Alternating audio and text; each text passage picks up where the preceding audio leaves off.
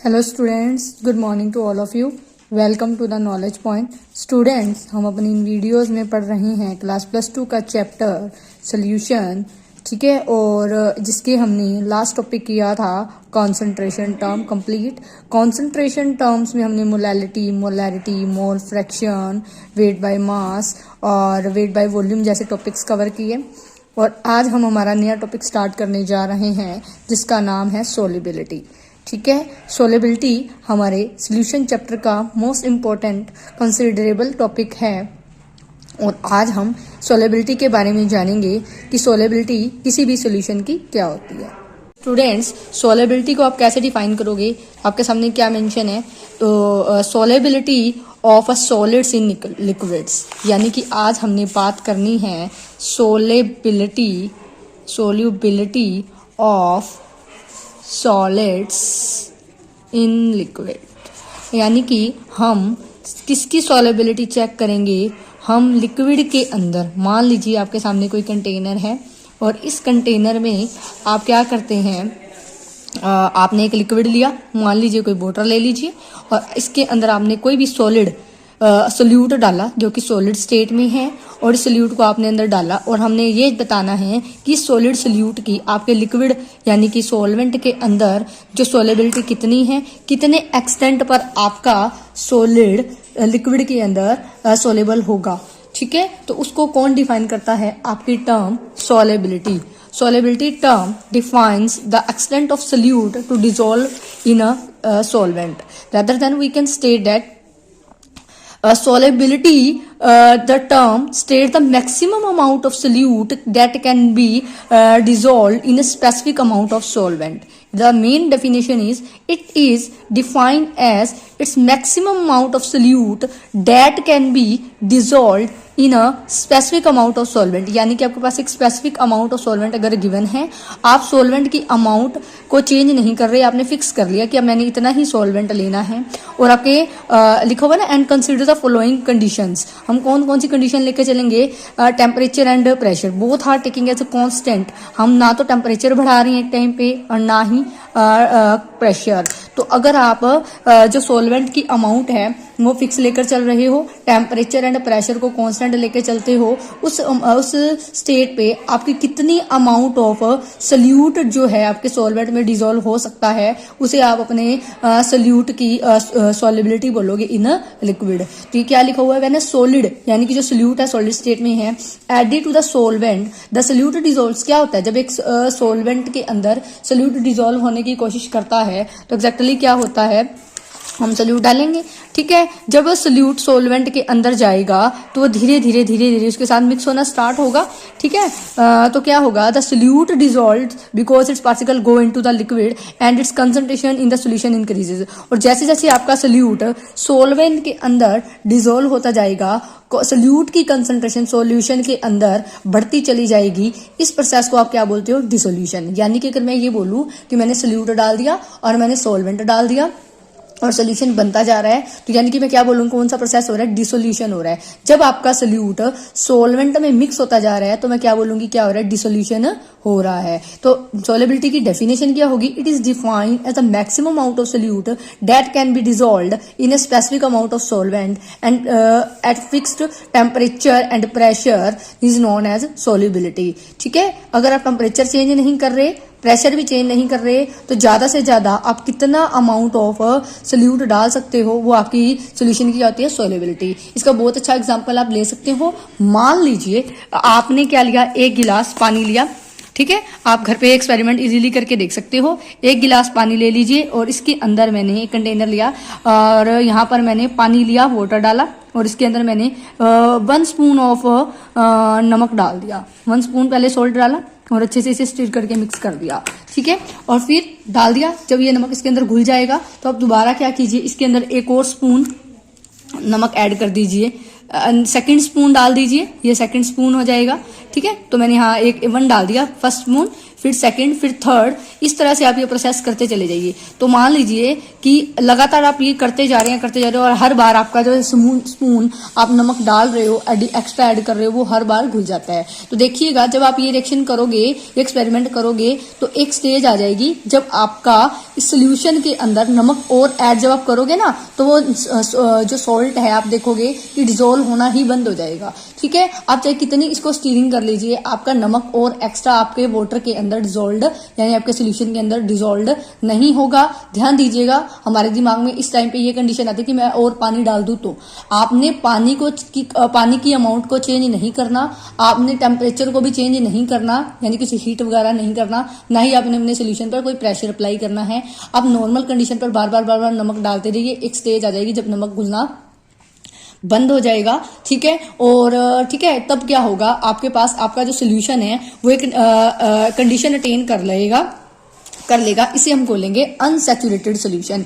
ठीक है, sorry, saturated solution. जब आपका सोल्यूशन और नमक डिसॉल्व नहीं करेगा, तब मैं आपके सोल्यूशन को बोलूंगी सैचुरेटेड सोल्यूशन। ठीक है, तो इसके रिगार्डिंग मैंने इससे जुड़ी दो डेफिनेशन आपके सामने लिखी हुई है, एक है अनसैचुरेटेड सोल्यूशन और एक है सैचुरेटेड सोल्यूशन। तो अनसैचुरेटेड सोल्यूशन कौन सा होता है? देखो, जब आप नमक पानी में डाल रहे थे और लगातार आपका पानी में नमक डिसॉल्व होता जा रहा था, पहले आपने 1 स्पून डाला, फिर सेकंड डाला, फिर थर्ड डाला, and so on, and last तक जब तक कंप्लीटली आपका नमक अच्छे से डिसॉल्व हो रहा था ना, तब तक आपको अपने सोल्यूशन को क्या बोलोगे? सैचुरेटेड सोल्यूशन बोलोगे। ठीक है, अनसैचुरेटेड सोल्यूशन बोलोगे। क्या बोलोगे?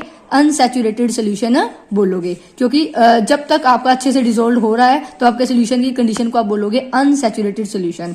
और इसके बाद अगर 1 स्पून एक्स्ट्रा नमक भी डालते हो ना, इसके बाद ये जो नमक है आपके गिलास के नीचे जाके यहाँ पर डिपॉजिट हो जाएगा, ठीक है, सरफेस पर, और ये पानी में नहीं घुलेगा। इस कंडीशन को आप बोलोगे सैचुरेटेड सोल्यूशन। मैं रिपीट कर देती हूँ, अगर कोई कंफ्यूजन हो तो, कि मैंने पहले 1 गिलास पानी लिया, उसके अंदर मैंने पहले एक चम्मच नमक डाला, उसे अच्छे से घोल दिया, फिर दोबारा 1 चम्मच नमक डाला, उसे भी घोल दिया, और मैं लगातार घोलती गई। एक कंडीशन आ जाएगी, कुछ अमाउंट ऑफ चम्मच, कुछ नंबर ऑफ चम्मच डालने के बाद आपका जो नमक डिसॉल्व होना बंद हो जाएगा। तो ध्यान दीजिएगा, जब तक नमक घुल रहा है हम अपने सोल्यूशन को बोलोगे अनसैचुरेटेड सोल्यूशन, और जैसे ही नमक घुलना बंद हो गया तो ये सोल्यूशन का क्या नाम बन जाएगा? Saturated solution. तो इसकी डेफिनेशन आपके सामने लिखी हुई है।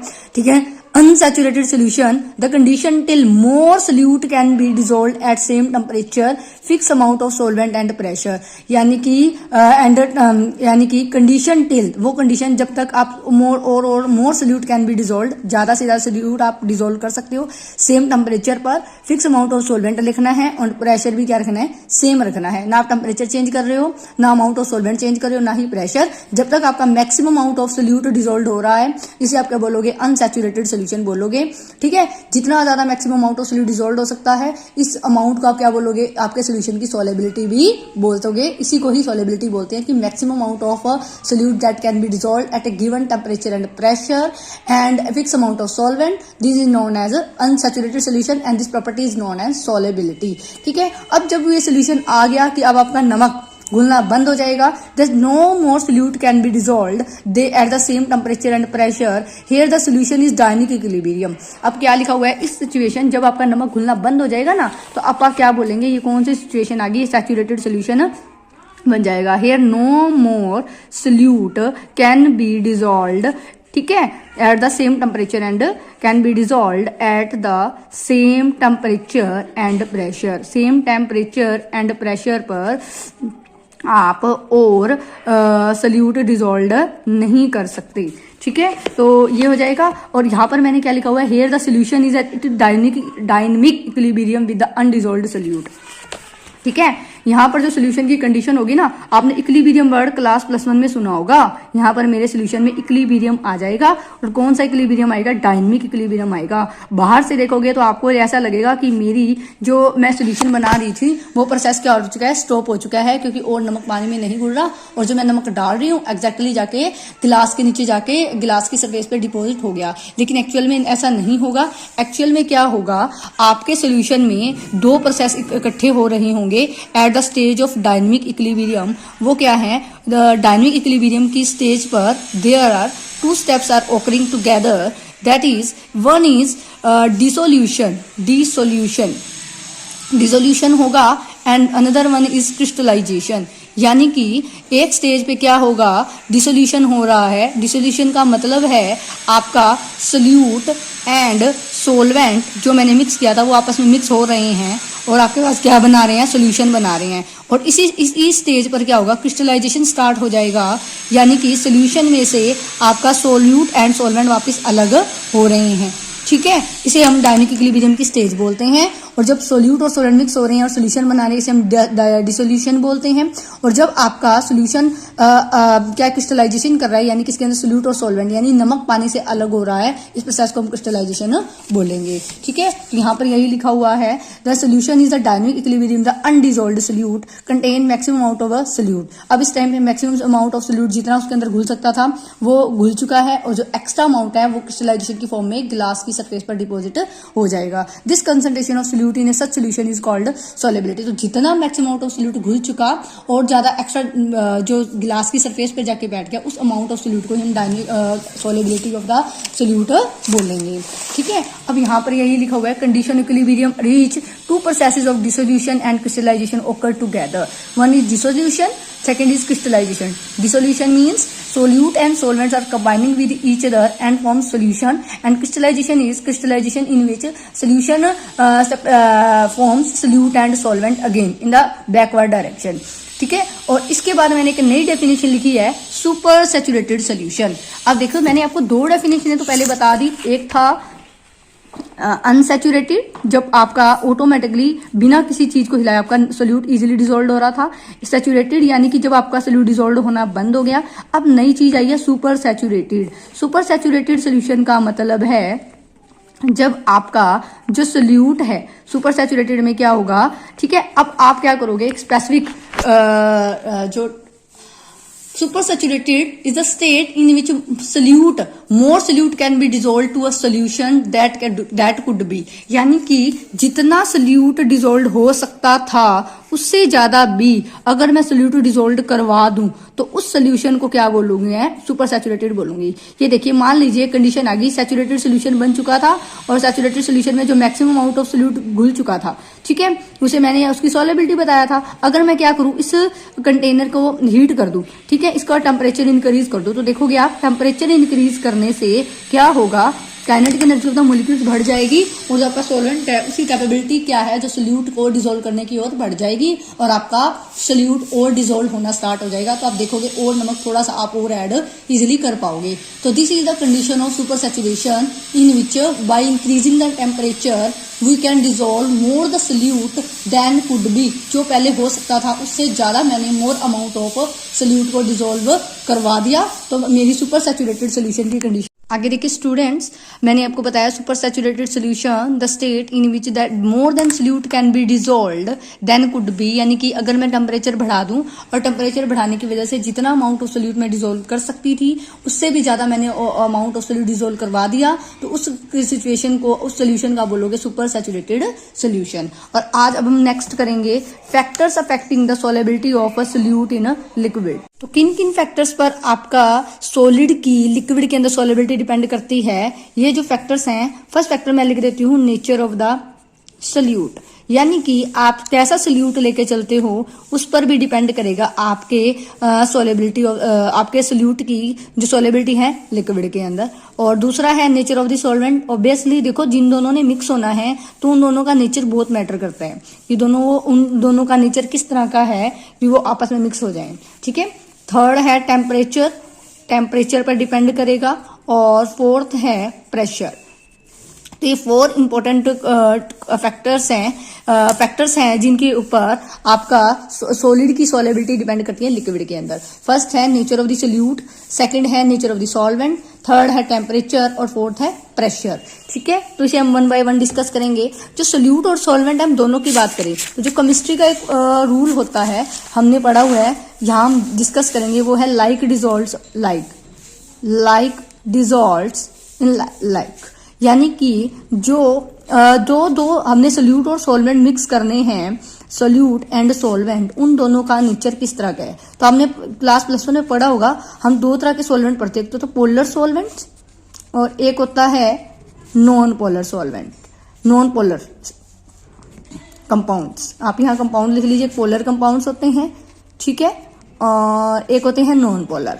इसी तरह से हमारे सोल्यूट और सॉल्वेंट का नेचर भी कैसा डिफाइन होगा, पोलर और नॉन पोलर। जैसे एग्जांपल ले लीजिए, NaCl है, NaCl हो गया, ये हमारा सोल्यूट है। मैंने मान लीजिए पानी लिया, पानी के अंदर NaCl लिया, पानी क्या है, पानी पोलर नेचर का है, ठीक है, और मेरा सॉल्वेंट कैसा हो गया, पोलर। और जो सोल्यूट मैंने क्या ले लिया, NaCl, वो भी कैसे नेचर का हो गया, पोलर। तो देखना पानी के अंदर NaCl अच्छे से डिसॉल्व हो जाएगा, यानी कि इन दोनों का नेचर किस तरह का था, बिल्कुल एक जैसा था, ये भी पोलर ये भी पोलर। और लाइक डिसॉल्व्स लाइक वाला फॉर्मूला यूज करके रूल को फॉलो करते हुए सॉलिबिलिटी क्या होगी, NaCl की पानी के अंदर बहुत अच्छी होगी, यानी कि ज्यादा अमाउंट में सॉलिबिलिटी होगी, नमक पानी के अंदर इजिली डिसॉल्व्ड हो जाता है। तो लाइक डिसॉल्व्ड लाइक वाला रूल फॉलो हो गया। इसी तरह से अगर मैं कोई नॉन पोलर सॉल्वेंट लेती हूँ, ठीक है, जैसे मैंने बेंजीन ले लिया, नॉन पोलर नेचर है, या मैंने कार्बन टेट्राक्लोराइड ले लिया, तो ये सारे नॉन पोलर होते हैं। और ये इसके अंदर अगर मैं कोई नॉन पोलर सोल्यूट डालूंगी, और हमारी ऑर्गेनिक केमिस्ट्री के अंदर हमने बहुत तरह के नॉन पोलर कंपाउंड्स पढ़े हैं, जैसे इथेन, मीथेन, ठीक है, तो ये सारे नॉन पोलर में आते हैं। तो अगर मैं इसके अंदर इस तरह के सोल्यूट डालूंगी ना, तो वो इसके अंदर इजीली डिसॉल्व होंगे। तो लाइक डिसॉल्व्स लाइक वाला फॉर्मूला यूज करते हुए इसके अंदर कौन सा सोल्यूट डालना चाहिए अच्छी सॉलिबिलिटी के लिए, नॉन पोलर सोल्यूट, ठीक है। तो यहाँ पर इस प्रिंसिपल को फॉलो कर गया, यानी कि मुझे नेचर, यानी कि आपके सोल्यूट और सॉल्वेंट दोनों का नेचर मायने रखता है सॉलिबिलिटी के लिए। अगर सोल्यूट और सॉल्वेंट दोनों पोलर नेचर के हैं तो भी सॉलिबिलिटी बहुत अच्छी होगी, ठीक है, सोल्यूशन की, सोल्यूट की सॉल्वेंट के अंदर सॉलिबिलिटी की अच्छी आएगी। अगर आप क्या करते हो, दोनों नॉन पोलर लेके चलते हो, तब भी आपका जो सोल्यूट है सॉल्वेंट के अंदर अच्छे से डिसॉल्व होगा। लेकिन अगर आप क्या करते हो, एक पोलर ले लोगे, एक नॉन पोलर लोगे, तो दोनों का नेचर एक जैसा नहीं होगा, तो इमिसिबल लिक्विड बन जाएंगे। तो जो सॉलिबिलिटी होगी, जो मिक्सर बनेगा हेट्रोजीनियस बन जाएगा, अच्छे से मिक्सअप नहीं हो पाएगा और सॉलिबिलिटी की बहुत कम आएगी। तो nature of the solute and solvent हो गया।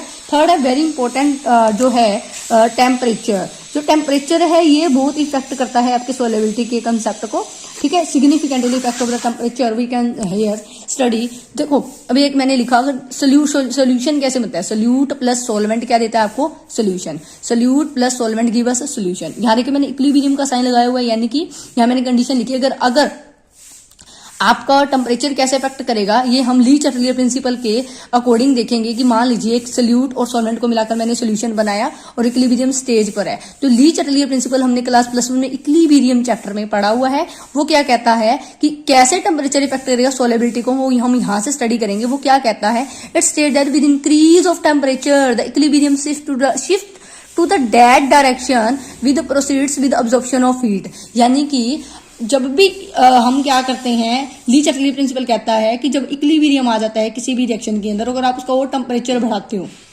तो इक्विलिब्रियम क्या होगा, मेरा उस डायरेक्शन में शिफ्ट करेगा।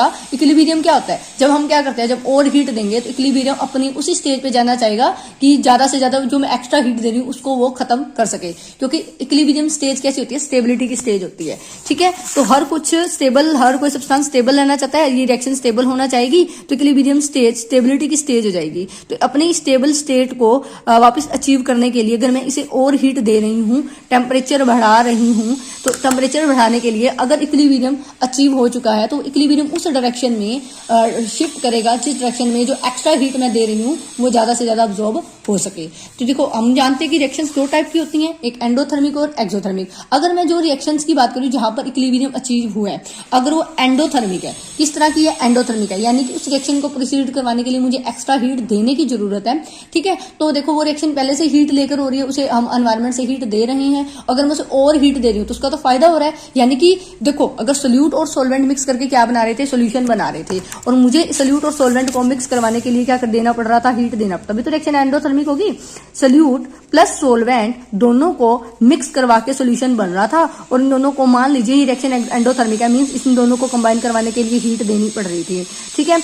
अब इसे ये एंडोथर्मिक प्रोसेस था, मैं यहाँ लिख देती हूँ। अब यहाँ पर सोल्यूट और सॉल्वेंट तब मिक्स हो रहे थे जब मैं इसको हीट दे रही थी, तो एंडोथर्मिक प्रोसेस था। तो अगर मैं इसे और हीट दे दूंगी तो उसका तो फायदा हो जाएगा, यानी कि मोर सोल्यूट एंड सॉल्वेंट मिक्स हो जाएंगे, तो आपकी रिएक्शन किस तरफ जाएगी, फॉरवर्ड डायरेक्शन में ज्यादा से ज्यादा सोल्यूशन बनना स्टार्ट हो जाएगा, ठीक है। तो यानी कि अगर ये वाली रिएक्शन की बात करें जो एंडोथर्मिक थी, सोल्यूट और सॉल्वेंट क्या होंगे, ज्यादा मिक्स होंगे और ज्यादा से ज्यादा अगर मैं हीट दे रही हूँ, टेम्परेचर बढ़ा रही हूँ, तो एंडोथर्मिक रिएक्शन होने की वजह से जो रिएक्शन जाएगी फॉरवर्ड डायरेक्शन में और ज्यादा सोल्यूशन बन जाएगा। अब ज्यादा सोल्यूशन बनेगा मतलब क्या है, सोल्यूट और सॉल्वेंट ज्यादा अच्छे से मिक्स होंगे, यानी कि सोल्यूट की सॉल्वेंट के अंदर जो सॉलेबिलिटी है वो बढ़ जाएगी। तो यही लिखा हुआ है, when endothermic reaction temperature increase solubility क्या हो जाएगी, इंक्रीज हो जाएगी। इस केस में देखोगे आप del H of the solution क्या होगा, ग्रेटर देन क्या आएगा, 0। ये बहुत इंपॉर्टेंट कंडीशन है। अब मैं दोबारा रिपीट कर देती हूँ कि मान लीजिए मैंने एक रिएक्शन करवाई, सोल्यूट और सॉल्वेंट को मिक्स करवाया और सोल्यूशन बन गया, और ये कैसी रिएक्शन थी, एंडोथर्मिक थी, मैं इसे हीट दे रही थी और मैंने इसको और टेम्परेचर बढ़ा दिया, क्योंकि इक्विलिब्रियम मैंने ये देख रही हूँ ना कि टेम्परेचर बढ़ाने से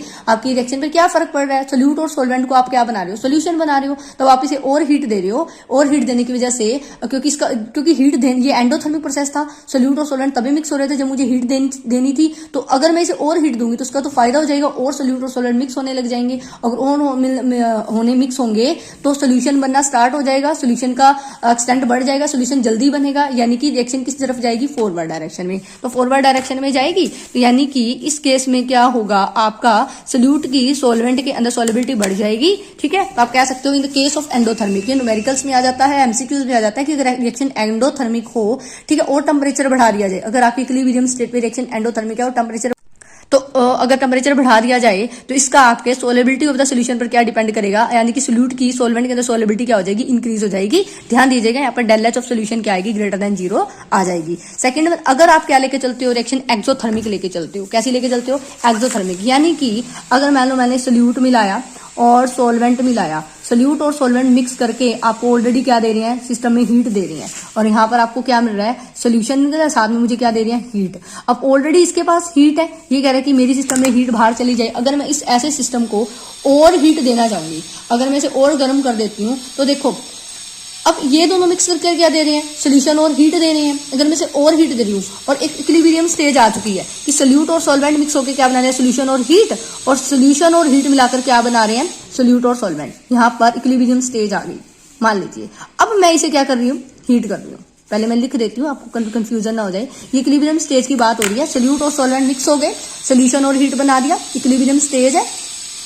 इक्विलिब्रियम स्टेट में मैंने और टेम्परेचर बढ़ाया, यानी कि और हीट दे दी सिस्टम को, तो ये हीट किसको जाके मिलेगी, यहाँ पर हीट और हो जाएगी, क्योंकि इन दोनों में से तो हीट निकल रही है, इसमें जाके और हीट ऐड होगी। अगर इधर जाके हीट ऐड हो जाएगी, ये हीट किसको बोलेगी, सोल्यूशन को। सोल्यूशन क्या करेगा, इस एक्स्ट्रा हीट को कंज्यूम करने की कोशिश करेगा और ज्यादा से ज्यादा हीट लेगा और वापस सोल्यूट और सॉल्वेंट बनाएगा, यानी कि रिएक्शन किस तरफ जाएगी, बैकवर्ड डायरेक्शन में जाएगी। बैकवर्ड डायरेक्शन में जाने का मतलब क्या, सोल्यूट और सॉल्वेंट अलग अलग हो जाएंगे, यानी कि सोल्यूट सॉल्वेंट से अलग होगा, यानी कि सोल्यूट की सॉल्वेंट के अंदर सॉल्युबिलिटी क्या हो जाएगी, कम हो जाएगी। यानी कि हमने क्या समझा कि जब एक्सोथर्मिक रिएक्शन थी, ये कौन सी तरह की रिएक्शन हो रही थी, एक्सोथर्मिक, जिसके अंदर सोल्यूट और सॉल्वेंट मिक्स होकर सोल्यूशन और हीट बना रहे थे। तो it is the exothermic reaction का एग्जांपल हो गया। अब एक्सोथर्मिक में अगर मैंने और हीट ऐड कर दी तो यहाँ पर तो इसका हीट का कोई फायदा नहीं है, लेकिन सोल्यूशन जब हीट लेगा तो ये हीट ज्यादा होने की वजह से सोल्यूशन ज्यादा से ज्यादा हीट अब्जॉर्ब करेगा, और ज्यादा हीट अब्जॉर्ब करने की वजह से वो फटाफट क्या करेगा, सोल्यूट और सॉल्वेंट बना देगा। और जब सोल्यूट और सॉल्वेंट बनाएगा, यानी कि सोल्यूट और सॉल्वेंट अलग अलग हो जाएंगे। जब सोल्यूट और सॉल्वेंट सोल्यूशन से अलग अलग निकलेंगे, यानी कि सोल्यूट की सॉल्वेंट के अंदर सॉल्युबिलिटी क्या हो जाएगी, कम हो जाएगी। जब कम हो जाएगी तो हम बोलेंगे कि कम हो जाएगी, तो यानी कि ओवरऑल सोल्यूशन की सॉल्युबिलिटी क्या है, कम है। यानी कि एक्सोथर्मिक में अगर आप टेम्परेचर बढ़ाते हैं तो सॉल्युबिलिटी की वैल्यू क्या जाती है, डिक्रीज हो जाती है, और del X of the solution क्या होता है, लेस देन क्या आएगा, 0। ये दो इंपॉर्टेंट नोट है, आप कर लीजिए। एंडोथर्मिक के केस में टेम्परेचर बढ़ाया, ठीक है, तो एंडोथर्मिक के हीट देने का फायदा था, सोल्यूट सॉल्वेंट घुल रहे थे और रिएक्शन फॉरवर्ड जाएगी, सोल्यूशन जल्दी से बन जाएगा, ठीक है, और यानी कि सोल्यूट और सॉल्वेंट मिक्स हो जाएंगे और सॉल्युबिलिटी बढ़ जाएगी, और डेल एच की वैल्यू आएगी ग्रेटर देन 0। अगर क्या होगा, आप सोल्यूट और सॉल्वेंट मिला रहे हो और क्या बना रहे हो, सोल्यूशन बना रहे हो, और उसमें से हीट खुद ब खुद निकल रही है। अगर मैं और हीट दे रही हूँ तो सोल्यूशन को पहले, अगर मैं और हीट दे रही हूँ तो क्या होगा, सोल्यूशन को तो और हीट मिल जाएगी, जिससे वो हीट अब्सॉर्ब करके हीट को कंपनसेशन करने के लिए, हीट को खत्म करने के लिए क्या करेगा, बैकवर्ड डायरेक्शन में जाएगा और सोल्यूट और सॉल्वेंट बनाएगा, यानी कि सॉल्युबिलिटी क्या हो जाएगी, डिक्रीज हो जाएगी। तो नेक्स्ट है हमारा प्रेशर। तो देखिए solids are already compressed, solid और लिक्विड की बात करें तो वो ऑलरेडी बहुत ज्यादा कंप्रेस्ड होते हैं जो एज कम्पेयर टू गैसेस। तो अगर मैं क्या करूं, मैं मेरे सोल्यूट के अंदर जो मैंने सॉल्वेंट के अंदर सोल्यूट डिसॉल्व करना है उसके ऊपर प्रेशर लगा के कोशिश करती हूँ कि मैं प्रेशर लगाऊं कि प्रेशर सोल्यूट क्या है सॉल्वेंट के अंदर डिसॉल्व हो जाए। तो सोल्यूट्स जो होते हैं ऑलरेडी बहुत कंप्रेस्ड होते हैं, हम उनको और ज्यादा कंप्रेस नहीं कर सकते और कंप्रेस करके उनकी सॉलिबिलिटी को नहीं बढ़ा सकते। तो आप देखोगे कि अगर प्रेशर आप बढ़ाकर भी देखते हो तो आपके सोल्यूट की सॉल्वेंट के अंदर, स्पेशली सॉलिड सोल्यूट्स की सॉल्वेंट के अंदर सॉलिबिलिटी को कोई फर्क नहीं पड़ेगा। ठीक है, अगर आप गैसेस की बात करोगे तो उसका बहुत अलग इफेक्ट पड़ेगा, हम अगले जो जब गैस की सॉलिबिलिटी की बात करेंगे में डिस्कस करेंगे। लेकिन solutes are already compressed so that there is no chance of compression by increasing the pressure. ठीक है, अगर आप प्रेशर बढ़ा भी देते हो तो कंप्रेशन का कोई चांस नहीं होता। जब वो कंप्रेस्ड ही नहीं होंगे तो प्रेशर लगाने से उनकी सोल्यूट की जो सॉलिड सोल्यूट की सॉल्वेंट के अंदर जो सॉलिबिलिटी है उसको कोई फर्क नहीं पड़ेगा। So pressure has no significant effect on the solubility of the solid in liquid. The solubility तो क्या हो गया, is the amount of the maximum amount of solute। यहाँ पर लिख सकते हो the solubility is the maximum amount of solute dissolved in unit volume of a particular solvent to form a saturated solution। यानी कि saturated solution पर जितना amount of solute dissolved है at a particular temperature is called and pressure is called solubility। तो solubility का मतलब हो गया is a state is a property and amount of which जितना maximum amount of solubility is the maximum amount of solute जो dissolve हो सकता है सैचुरेटेड सोल्यूशन बनने तक। ठीक है, same temperature and same pressure पर उसे आप क्या बोलोगे, सॉल्युबिलिटी बोलोगे। ये पर मैंने यहाँ पर आपको ये एक्सोथर्मिक वाला समझाया ना भी, उसका एग्जांपल करके है कि H2 और I2 को मिलाते हैं। ठीक है, तो अब अगर फॉरवर्ड डायरेक्शन में जा रही है तो एक्सोथर्मिक रिएक्शन हो रही है, एक्सोथर्मिक हो रही है यानी कि 2HI और 3000 कैलोरी हीट निकल रही है। अब ये 3000 हीट निकल रही है, अगर मैं ऐसे कोई रिएक्शन हो और उसको टेम्परेचर बढ़ा दूं, चलो भाई इसका टेम्परेचर बढ़ा देते हैं, इसके पास ऑलरेडी 3000 कैलोरी हीट है, अगर मैं टेम्परेचर बढ़ाऊंगी तो ये यहाँ पर इक्विलिब्रियम स्टेट में है, यानी कि ये HI क्या कर रहा है 3000 कैलोरी को लेकर वापस H2 और I2 बना रहा है। अगर मैं और हीट दे रही हूँ तो 3000 में जाके ऐड हो जाएगी और उस एक्स्ट्रा हीट को अब्सॉर्ब करने के लिए HI क्या करेगा और ब्रेकडाउन होना स्टार्ट हो जाएगा, और ब्रेकडाउन होगा यानी कि रिएक्शन किस तरफ जाएगी, एंडोथर्मिक बन जाएगी और H2 I2 बनने लग जाएगा। जब H2 और I2 अलग अलग ही हो जाएंगे यानी कि H2 और I2 की जो सॉल्युबिलिटी क्या हो जाएगी, कम हो जाएगी, तो रिएक्शन कैसी जाएगी, बैकवर्ड डायरेक्शन में जाएगी। ठीक है, तो यानी कि इस तरह से आप समझ सकते हो। आगे है next solubility of gases in liquid. हमारा नेक्स्ट क्या है, solubility of gases in liquid. It can be defined as the it can be defined as the volume of the gas that can be dissolved in a unit volume of the liquid to form a saturated solution। देखिए अभी मैंने आपको solids की gas के अंदर solubility की बात discuss की, और अब क्या कह रही हूं मैं, गैस की सॉल्युबिलिटी की बात, तो उसकी डेफिनेशन में बिल्कुल सेम है। It can be defined as the volume of the gas that can be dissolved in a unit volume of the liquid. एक यूनिट वॉल्यूम ऑफ लिक्विड के अंदर जितना amount of maximum amount of आपका gas dissolve हो सकता है saturated solution बनने तक, सैचुरेटेड यानी कि मैक्सिमम अमाउंट जितना से उसके बाद और डिसॉल्व ना उसके सेम टेम्परेचर प्रेशर पर। ठीक है, सेम ठीक है, तो आप क्या बोलोगे, सेम टेम्परेचर और देखो तो जब हम प्रेशर क्या लेके चलेंगे, 1 एटमॉस्फेरिक प्रेशर लेके चलेंगे, अंडर 1 एटमॉस्फेरिक प्रेशर मैंने कंडीशन बता रखी है जब मैं गैसेस का केस लूंगी। ठीक है, तो क्या लिखा हुआ है, it can be defined as the volume of the gas that can dissolve in a unit volume of the liquid to form a saturated solution at room temperature और एक्सपेरिमेंटल टेम्परेचर। यानी कि रूम टेम्परेचर के अलावा अगर आपको specific experimental temperature special लेके चलते हो कि मैंने इतना ही लेना है, और अगर आप 1 एटमॉस्फेरिक प्रेशर लेके चलते हो तो जितना amount of maximum amount of gas आप डिसॉल्व कर सकते हो आपके लिक्विड के अंदर, वो आपके गैस की क्या हो जाती है, सॉल्युबिलिटी हो जाती है। यानी कि आप कह सकते हो कि अगर हमने कंटेनर लिया, यहाँ पर लिक्विड लिया और उसके अंदर कोई गैस डाल दी मैंने और बंद कर दिया, तो और यानी कि कुछ इस तरह से लगा लीजिए हाई प्रेशर के साथ। ठीक है, या फिर 1 एटमॉस्फेरिक प्रेशर पर एक पर्टिकुलर टेम्परेचर पर जितना मैक्सिमम से ज्यादा आपकी गैस इसके अंदर डिसॉल्व हो सकती थी। ठीक है, तो उसे आप क्या बोलोगे, आपकी गैस की क्या बोलोगे, सॉल्युबिलिटी बोलोगे इन द लिक्विड।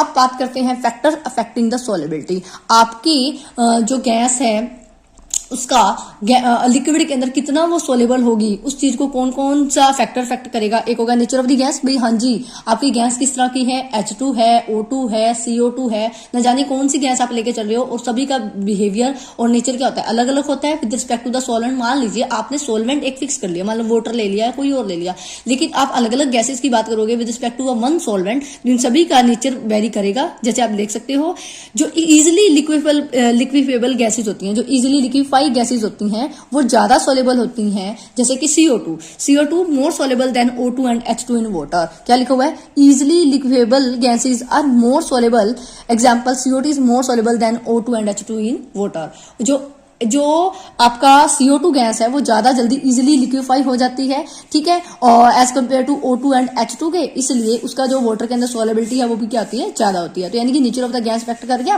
नेक्स्ट क्या है? Nature of the solvent. Gases capable forming ions, जो गैसेज जो स्पेशली मैं एक्वा सोल्यूशन की बात करूं, वाटर की बात करूं, तो वो गैसेज जो ज्यादा कैपेबिलिटी रखती हैं आयंस बनाने की, वो गैसेज जो आयंस बनाने की कैपेबिलिटी करती हैं अपने एक्वस सॉल्यूशन के अंदर, वो पानी के अंदर ज्यादा सोलेबल होंगी देन दी अदर सॉल्वेंट्स, जैसे हो गया HCl और NH3, ठीक है। ये गैसेज जिनकी आयंस बनाने की वाटर के अंदर कैपेबिलिटी क्या होगी? ज्यादा होगी। जो आयंस बना सकती हैं वाटर के अंदर डिजोल्व होने के बाद, वो पानी के अंदर ज्यादा जो सोलेबल होंगी, ठीक है, देन दी अदर सॉल्वेंट्स के मुकाबले, ठीक है। तो ये हो गया नेचर ऑफ दी सॉल्वेंट। अगर आप सॉल्वेंट HCl और NH3 लेके चलोगे, ठीक है, तो आप क्या लेके चलोगे? तो आप देखोगे सॉल्युबिलिटी क्या हो जाएगी? कम हो जाएगी। नेक्स्ट क्या है? टेम्परेचर। थर्ड क्या है? Temperature. With increase of temperature solubility of gas in decreases. अगर आप किसी भी देखिए, बहुत इंपॉर्टेंट नोट करने वाली बात है, मैंने पहले आपको सॉलिड की सोलेबिलिटी की बात बताई है इन लिक्विड, और उसके टेम्परेचर का इफेक्ट बताया ना, एंडोथर्मिक एक्सोथर्मिक। अब बात करेंगे अगर आप गैसेस की, तो जो आप नोट करोगे, अगर आप क्या करते हो ना, अगर एक सॉल्यूशन आपने बनाया हुआ है और सॉल्यूशन में आपने क्या डाला हुआ है? सोलवेंट, और सोलवेंट के अंदर आपने कोई गैस एज ए सोल्यूट डाली हुई है, ठीक है, और आप उसका क्या करते हो? टेम्परेचर बढ़ा देते हो। तो आप क्या ऑब्जर्व करोगे? विद इंक्रीज ऑफ टेम्परेचर क्या होगा? गैस की सोलेबिलिटी क्या हो जाएगी? डिक्रीज हो जाएगी।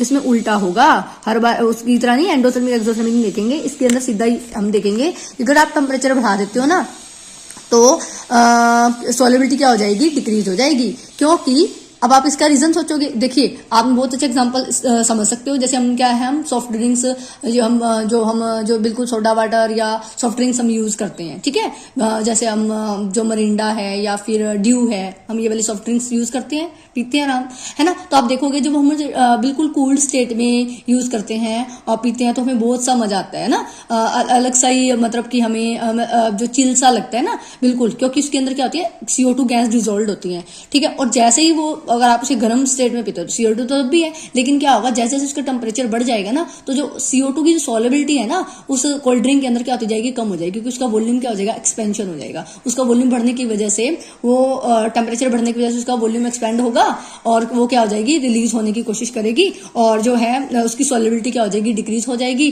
तब आपको वो जो गर्म वाली कोल्ड ड्रिंक है पीने में बिल्कुल भी मजा नहीं आएगा एज कम्पेयर टू ठंडे वाली कोल्ड ड्रिंक के। तो ये बहुत अच्छा एग्जाम्पल है समझने के लिए कि अगर आप किसी गैस की बात करते हो लिक्विड के अंदर सोलेबिलिटी को लेकर, तो आप ये वाला एग्जांपल ध्यान रख सकते हो कि अगर आप ठंडी कोल्ड ड्रिंक पीते हो तो हमें मजा आता है, क्योंकि उसके अंदर CO2 की सोलेबिलिटी क्या होती है? ज्यादा होती है, और वो ज्यादा सोलेबल होती है, और हमें पीने में मजा आता है। अगर उसी सोलवेंट, अगर मैं क्या करूं, उसी कोल्ड ड्रिंक को अगर गर्म स्टेट में हम यूज करें और गर्म वाली कोल्ड ड्रिंक पियोगे ना, तो क्या होगा? और सोलेबिलिटी क्या हो जाएगी? CO2 की कम हो जाएगी, वॉल्यूम एक्सपेंड होने की वजह से, जिसकी वजह से हमें वो कोल्ड ड्रिंक पीने में बिल्कुल मजा नहीं आएगा। तो हमने क्या सीखा कि टेम्परेचर बढ़ाने से सोलेबिलिटी क्या हो जाती है? कम हो जाती है, गैसेस सोल्यूट की इन द सॉल्वेंट लिक्विड के अंदर, ठीक है। तो ये हो गया टेम्परेचर का फैक्टर। क्या लिखा हुआ है? With increase of temperature solubility of gas decreases, with increase temperature volume of the gas expand. क्या लिखा हुआ है? टेम्परेचर में बढ़ाने के साथ सोलेबिलिटी डिक्रीज हो जाती है। क्यों? क्योंकि टेम्परेचर इंक्रीज होने की वजह से गैस का वॉल्यूम एक्सपेंड होगा और सोलेबिलिटी क्या हो जाएगी? डिक्रीज हो जाएगी। नेक्स्ट है मोस्ट सिग्निफिकेंट जो टॉपिक है, फैक्टर है, वो क्या है? Pressure. With increase the pressure the solubility increases. अब आप देखोगे कि प्रेशर बढ़ा दोगे ना, अगर आप गैसेस की लिक्विड के अंदर सोलेबिलिटी डिस्कस करना चाहते हो, तो आप क्या देखोगे? अगर आप प्रेशर बढ़ाते हो ना, तो सोलेबिलिटी इंक्रीज हो जाएगी। और इसे किसी ने एक्सप्लेन किया था, इसको बहुत अच्छे से एक्सप्लेन किया गया by Henry's law, very important law which states the effect of the increasing of pressure, यानी कि प्रेशर का कैसे इफेक्ट पड़ेगा अगर आप उसे इंक्रीज करते हो या डिक्रीज करते हो solubility of the gases in the liquid, ठीक है। तो ये आपको हेनरीज लॉ ने एक्सप्लेन किया था। तो स्टूडेंट्स, आज हमने solubility of gases in liquid के बारे में पढ़ा, ठीक है, और मैं आपको बता रही हूँ कि प्रेशर का इफेक्ट क्या है जो सोलेबिलिटी पर, ठीक है, गैस की सोलेबिलिटी पर आपके प्रेशर का इफेक्ट कैसा पड़ेगा, इसको हम पढ़ेंगे हमारी नेक्स्ट वीडियो में, जिसने एक्सप्लेन किया था हेनरीज लॉ के अंदर। ठीक है, जिसके अंदर हमने हेनरीज लॉ पूरा स्टडी करना है। तो स्टूडेंट्स, आज हमने सोलेबिलिटी बारे टॉपिक बारे में पढ़ा, अनसैचुरेटेड सैचुरेटेड सोल्यूशन के बारे में पढ़ा, कंडीशन ऑफ जो सुपर सैचुरेटेड है इक्विलिब्रियम स्टेट पर आने के बाद सुपर सैचुरेटेड सोल्यूशन के बारे में पढ़ा। ठीक है, फैक्टर अफेक्टिंग द सोलेबिलिटी का, सोल्यूट का नेचर का कैसे इफेक्ट पड़ता है, सोलवेंट का कैसा पड़ता है, टेम्परेचर और प्रेशर का। तो मैंने आपको बताया कि नेचर और सोल्यूट और सोलवेंट का अगर नेचर एक जैसा है, both follows the principle of like dissolves of like. तो अगर दोनों का नेचर एक जैसा है तो वो अच्छे से सोलेबल होंगे, तो सोलेबिलिटी उनके नेचर पे डिपेंड करती है। टेम्परेचर पर, अगर सोल्यूशन एंडोथर्मिक है तो टेम्परेचर बढ़ाने पर सोलेबिलिटी इंक्रीज होगी और del H of the solution क्या होगा, ग्रेटर देन 0 होगा। ठीक है, अगर एक्सोथर्मिक है टेम्परेचर बढ़ाने पर सोलेबिलिटी डिक्रीज होगी और डेल एच ऑफ सोल्यूशन क्या होगा, लेस देन 0 होगा। और प्रेशर का, सोलिड्स ज्यादा कंप्रेसिबल नहीं होते तो प्रेशर का आपके सोल्यूट की यानी सोलिड सोल्यूट की सोलेबिलिटी पर ज्यादा फर्क नहीं पड़ता। ठीक है, और फिर मैंने आपको गैस की सोलेबिलिटी के बारे में बताया। अगर आपका मैक्सिमम अमाउंट ऑफ कितना गैस यूनिट वॉल्यूम के अंदर एट ए पर्टिकुलर टेम्परेचर पर डिजोल्व हो सकता है, तो वो आपकी क्या होती है, solubility of gas in liquid होता है। ठीक है, एट 1 एटमॉस्फेरिक प्रेशर पर। फिर मैंने आपको बताया था फैक्टर अफेक्टिंग सोलेबिलिटी ऑफ, मतलब कि आपकी गैस की लिक्विड के अंदर जो सोलेबिलिटी है उसको कौन कौन से फैक्टर अफेक्ट करते हैं। नेचर ऑफ द गैस, यानी कि जो ज्यादा लिक्विफेबल गैसेज होंगी वो ज्यादा सोलेबल होंगी। नेचर ऑफ द सॉल्वेंट पर, जो गैसेज ज्यादा आयंस बनाती हैं एक्वा सोल्यूशन में, तो सॉल्वेंट का नेचर इफेक्ट कर गया ना आयनाइजेशन की प्रॉपर्टी के अकॉर्डिंग। तो टेम्परेचर, यानी कि टेम्परेचर बढ़ाने का भी मैंने बताया कि सोलेबिलिटी क्या होती है, गैसेज की डिक्रीज हो जाती है। और मैंने प्रेशर के बारे में बताया कि प्रेशर का जो टॉपिक है, प्रेशर अगर बढ़ाओगे तो सॉलिबिलिटी ऑफ गैस क्या हो जाएगी, बढ़ जाएगी। ये हम कैसे एक्सप्लेन करेंगे, हेनरीज लॉ में, और हमारा नेक्स्ट वीडियो में हम हेनरीज लॉ एक्सप्लेन करेंगे। तो आज के लिए इतना ही। वीडियो देखने के लिए थैंक यू। अगर आपको ये वीडियो अच्छी लगी हो तो इसे लाइक करें, शेयर करें एंड मेरे चैनल को सब्सक्राइब करें। और अगर आपको कोई डाउट है तो आप कमेंट सेक्शन में जाकर डाउट ले सकते हैं। Thank you.